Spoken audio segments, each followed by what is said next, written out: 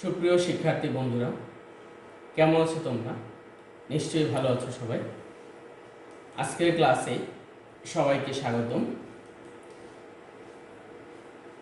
আমি মোহাম্মদ মিজানুর রহমান, তোমাদের ইসলাম ও নৈতিক শিক্ষা বিষয়ে ষষ্ঠ শ্রেণী চতুর্থ অধ্যায়ের পার্ট 5 থেকে আমাদের এই ক্লাসটি নেব আমরা। চলো তাহলে দেখে আসি। তোমরা স্ক্রিনে লক্ষ্য করছো দুটি ছবি দেখা যাচ্ছে। বাম পাশের এই ছবিটিতে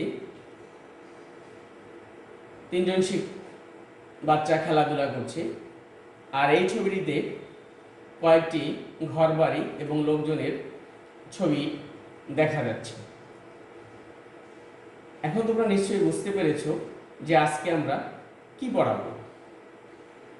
চলো তাহলে দেখি আজকে আমাদের পাঠের বিষয় কি হবে। আজকে আমাদের পাঠের বিষয় প্রতিবেশীর প্রতি কর্তব্য। তাহলে বন্ধুরা, জেনে নিলাম আজকে আমাদের পাঠের বিষয়। এবার এই পাঠ শেষে শিক্ষার্থীরা কি শিখবে? 1 নম্বরে প্রতিবেশীর পরিচয় বলতে পারবে, 2 নম্বরে প্রতিবেশীর অধিকারের গুরুত্ব বিশ্লেষণ করতে পারবে, 3 নম্বরে প্রতিবেশীর প্রতি কর্তব্য বর্ণনা করতে পারবে। সুপ্রিয় বন্ধুরা, চলো এবার আমরা জেনে নিই প্রতিবেশী কি। আমাদের চারপাশে যারা বাস করে তারা সকলেই আমাদের প্রতিবেশী। এখন এই প্রতিবেশী সম্পর্কে মুহাম্মদ সাল্লাল্লাহু আলাইহি ওয়াসাল্লাম কি বলেছেন? তিনি বলেছেন, সামনে পিছনে ডানে বামে 40 ঘর পর্যন্ত সকলেই প্রতিবেশী। এবার এই প্রতিবেশী স্থায়ী হতে পারে, অস্থায়ী হতে পারে। দেখো এখানে লেখা আছে স্থায়ী বা অস্থায়ীভাবে পাশাপাশি অবস্থানকারী কিংবা সাময়িকভাবে আশেপাশে অবস্থানকারীদেরকেও প্রতিবেশী বলা হয়। তাহলে আমরা প্রতিবেশী আরও একটা সংজ্ঞা জেনে নিলাম। আরেকটু বাড়িয়ে বলা যায়, এভাবেও বলা যায়, অর্থাৎ এমনকি চলার পথে সহযাত্রীদেরও প্রতিবেশী বলা যায়। এখন অত্যন্ত গুরুত্বপূর্ণ একটি বিষয় যে প্রতিবেশীর সাথে আমাদের আচরণ কেমন হবে। প্রতিবেশীদের সাথে সদ্ব্যবহার ও সুন্দর আচরণ করা আমাদের কর্তব্য। যে কাজটি আমাদের করতে হবে যে তাদের দোষ ত্রুটি খুঁজে বের করা যাবে না, উচিত নয়। হাদিস শরীফে এসেছে, দেখো, যে তার মুসলিম ভাইয়ের দোষ ঢেকে রাখে, আল্লাহ কিয়ামতের দিন তার দোষ ঢেকে রাখবেন। প্রতিবেশীর সাথে মিলেমিশে থাকতে হবে, অর্থাৎ আমরা সাম্য ভ্রাতৃত্বের বন্ধনে আবদ্ধ হয়ে প্রতিবেশীর সাথে সুসম্পর্ক বজায় রাখব। প্রতিবেশীর সাথে ঝগড়া বিবাদ করা যাবে না, কারণ বিপদে আপদে তারাই আমাদের সেবায় প্রথমে এগিয়ে আসে। কেউ অসুস্থ হলে তার সেবা করা, অর্থাৎ আমাদের প্রতিবেশী যদি কেউ অসুস্থ হয় আমরা তাদের সেবায় এগিয়ে যাব। দেখো হাদিসে কুচ্ছিতে বলা হয়েছে, কিয়ামতের দিন আল্লাহ বলবেন, হে আদম সন্তান, আমি অসুস্থ হয়েছিলাম কিন্তু তুমি আমাকে দেখতে যাওনি। বান্দা বলবে, আপনি তো বিশ্বজাহানের প্রতিপালক, আমি কিভাবে আপনাকে দেখতে যেতে পারি? তার উত্তরে আল্লাহ তাআলা বলবেন, আমার অমুক বান্দা অসুস্থ হয়েছিল, তুমি তাকে দেখতে গেলে সেখানে আমাকে পেতে। দেখো হাদিসটিতে কি আমরা দেখতে পাই যে কেউ অসুস্থ হলে তাকে কি করতে হবে? অবশ্যই তার সেবা শুশ্রূষা করতে হবে, তার খোঁজ খবর নিতে হবে। প্রতিবেশীর দোষ ঢেকে রাখা ও মানিজ্যত বজায় রাখা। দেখা যায় আমাদের কোনো কারণে কারো মাঝে একটু মতানৈক্য হতে পারে। এই সময় দেখা যায় আমরা রেগে গিয়ে অনেক সময় কি করি, যে তার সামান্য দোষগুলোকে আমরা কি করি, সামনে নিয়ে আসি এবং তার মানিজ্যত যাতে সেটাতে সামাজিকভাবে হেনস্থ হয় এমন কাজও আমরা করে থাকি। এগুলো অবশ্যই করা যাবে না। প্রতিবেশীর খোঁজ খবর রাখা, আমার আশেপাশে যারা প্রতিবেশী আসে তাদের খোঁজ খবর নিতে হবে, যে তারা কি খাচ্ছে, তারা কিভাবে আছে, তারা অসুস্থ না তারা ভালো আছে, তাদের খোঁজ খবর নিতে হবে। হাদিয়া প্রদান করা, দেখা গেল যে আমরা তাদের কিছু উপহার উপঢৌকন আমরা পাঠিয়ে দিতে পারি, এতে কি হবে? সম্প্রীতি, ভালোবাসা বৃদ্ধি পাবে। খাবারে প্রতিবেশীকে শরিক করা, আমি একটু ভালো খাবার রান্না করলাম, আমার প্রতিবেশী খেতে দিলাম, যখন আমি তাকে দিব সেও একদিন আমাকে দিবে। এর দ্বারা কি হবে? আমাদের মাঝে সুসম্পর্ক তৈরি হবে। প্রতিবেশীর প্রয়োজনকে অগ্রাধিকার দেওয়া, দেখা যায় প্রতিবেশী কোনো একটা সমস্যায় পড়েছে, আমি তার সমস্যার আগে কী দেবো? গুরুত্ব দেব, তার সেবায়, তার এই সমস্যার সমাধানে আমি এগিয়ে যাব। নিত্য প্রয়োজনীয় জিনিস আদান প্রদান করা, যেমন অনেক নিত্য প্রয়োজনীয় জিনিস, যেমন দেখা যায় আমাদের ব্যবহার, দেখা যায় থালা বাটি, দেখা যায় বিভিন্ন এই ব্যবহার্য সামগ্রী বা বিভিন্ন খাদ্যদ্রব্য, এগুলো আদান প্রদান করতে হবে তাদের পরস্পরের মাঝে।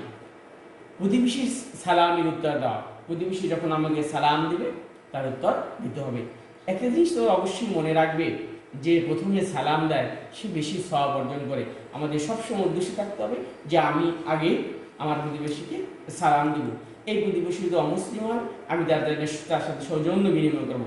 আগে যদি আমি তার সাথে কথা বলি, দেখবা তার প্রতি আমাদের একটা আলাদা সফট কর্নার তৈরি হবে। প্রতিবেশীকে উপদেশ বা পরামর্শ দেওয়া, অনেক সময় প্রতিবেশী বিভিন্ন ঝামেলায় পড়তে পারে বা আমরাও বিভিন্ন ঝামেলায় জড়িয়ে, তখন আমরা প্রতিবেশীতে কি পরামর্শ নিব, তাকেও পরামর্শ দিব। এভাবে প্রতিবেশীর সাথে আমাদের সুন্দর আচরণ করতে হবে। একটা বিষয় অবশ্যই মনে রাখতে হবে আমরা আগে, যে প্রতিবেশী বিভিন্ন ধরনের হতে পারে, সে মুসলিম হতে পারে, অমুসলিম হতে পারে। যে ইসলাম মুসলিম প্রতিবেশীর ব্যাপারে যেভাবে গুরুত্ব দিয়েছে, অনুরূপভাবে অমুসলিম প্রতিবেশীর ব্যাপারেও সেভাবে গুরুত্ব দিয়েছে।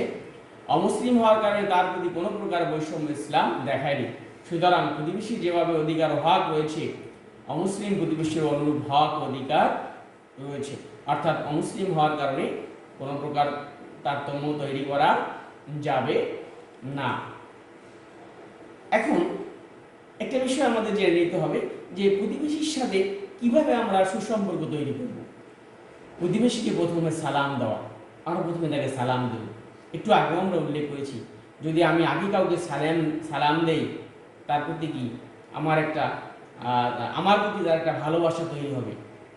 পরের বার দেখা যাবে সেই আগে আমাকে সালাম দেওয়ার জন্য বা সৌজন্য বিনিময় করার জন্য সে এগিয়ে আসবে। প্রতিবেশীকে খানা পিনায় শরীক করা। এক হাদিসে এসেছে, আল্লাহ রাসূল সাল্লাল্লাহু আলাইহি ওয়াসাল্লাম আবু যর রাদিয়াল্লাহু তাআলা আনহুকে বললেন, হে আবু যর, তুমি ঝোল বা তরকারি রান্না করলে তার ঝোল বাড়িয়ে দিও এবং তোমার প্রতিবেশীকে তাতে শরীক করো। প্রতিবেশীকে উপহার উপঢৌকন দেওয়া, প্রতিবেশীদের পরস্পরের সুসম্পর্ক বৃদ্ধির ক্ষেত্রে হাদিয়ার আদান প্রদান খুবই কার্যকর পন্থা, যেটা আমি উল্লেখ করেছি। এর মাধ্যমে হৃদ্যতার সৃষ্টি হয় ও ভ্রাতৃত্বের বন্ধন মজবুত হয়। রাসূল কারীম সাল্লাল্লাহু আলাইহি ওয়াসাল্লাম বলেছেন, তোমরা হাদিয়া আদান প্রদান করো, এর মাধ্যমে তোমাদের মাঝে হৃদ্যতা সৃষ্টি হবে।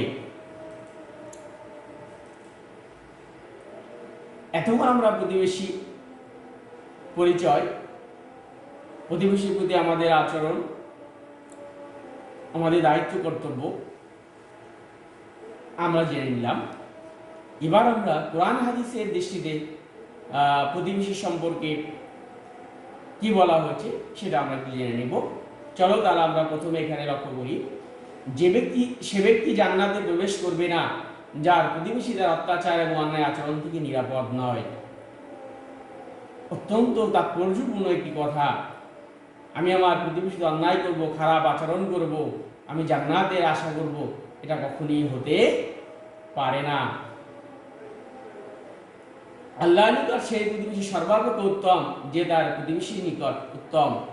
তুমি আমি ভালো কি মন্দ সেটা কিন্তু আমার প্রতিবেশীর দ্বারাই মূল্যায়ন হবে। সেই ব্যক্তি আমার উপর প্রকৃত ঈমান আনেনি যে আরামে রাত কাটায় অথচ তার প্রতিবেশী ক্ষুধার্ত। হাদিসের বাণী। এতে কি বোঝা গেল, যে নিজেই যদি পেট পুড়ে আরামে রাত কাটায় আর আমার প্রতিবেশী ক্ষুধার্ত অনাহারী থাকে, তাহলে আমি অন্য কোথাও আছি, সে মুমিন নয়, সে মুসলিম নয়। সুতরাং অবশ্যই প্রতিবেশীর খোঁজ নিতে হবে। যে আল্লাহ ও আখিরাতের প্রতি ঈমান রাখে সেজন্য প্রতিবেশীর সাথে সদাচরণ করে, মুসলিম শরীফ হাদিস। সুতরাং যে আমরা অবশ্যই আল্লাহর বিশ্বাস করি এবং আখিরাতেও বিশ্বাস করি, সুতরাং আমাদের প্রতিবেশীর অবশ্যই তাদের সাথে সদাচরণ করতে হবে, সুন্দর ব্যবহার করতে হবে। আর এক হাদিসে রাসূল করিম সাল্লাল্লাহু আলাইহি ওয়াসাল্লাম বলেছেন যে আল্লাহ ও আখিরাতের প্রতি ঈমান রাখে সেজন্য প্রতিবেশী কষ্ট না দেয়। হাদিস শরীফে এসেছে যে তার ভাইয়ের প্রয়োজন পূরণ করে, আল্লাহ তার প্রয়োজন পুরা করেন। সুতরাং আমি যদি আমার কোনো ভাইয়ের, প্রতিবেশী ভাইয়ের উপকারে এগিয়ে যাই, আল্লাহ তাআলা ও আমি যখন কোনো বিপদে পড়ব, পরিত্রাণের জন্য আল্লাহর সাহায্য আমার প্রতি অবশ্যই আসবে। সুপ্রিয় শিক্ষার্থী বন্ধুরা, তোমরা জানো যে করোনা ভাইরাসের কারণে আমাদের প্রাতিষ্ঠানিক কার্যক্রম বন্ধ রয়েছে, কিন্তু আমাদের অনলাইন ভিত্তিক কার্যক্রম, প্রাতিষ্ঠানিক কার্যক্রম সব জায়গায় চলছে। সুতরাং যেহেতু তোমরা এখন প্রতিষ্ঠানে আসতে পারছো না, তোমরা বাড়ির কাজ হিসাবে প্রতিবেশীর সাথে উত্তম ব্যবহার সম্পর্কে কোরআন ও হাদিসে কি বলা হয়েছে বুঝিয়ে লেখো। এবং 2 নম্বরে, সমাজে শান্তি ও শৃঙ্খলা রক্ষায় প্রতিবেশীর সাথে তোমার কেন ভালো ব্যবহার করা উচিত, এই 2টি কাজ করে রাখবে। যখন স্কুল খুলবে অবশ্যই বিষয় শিক্ষককে তোমার এই কাজ দুটি দেখিয়ে নিবে। সবাইকে ধন্যবাদ। সবাই ভালো থাকবে, সুস্থ থাকবে। নিশ্চয়ই পরে আরও কোনো ক্লাস নিয়ে তোমাদের সামনে উপস্থিত হব।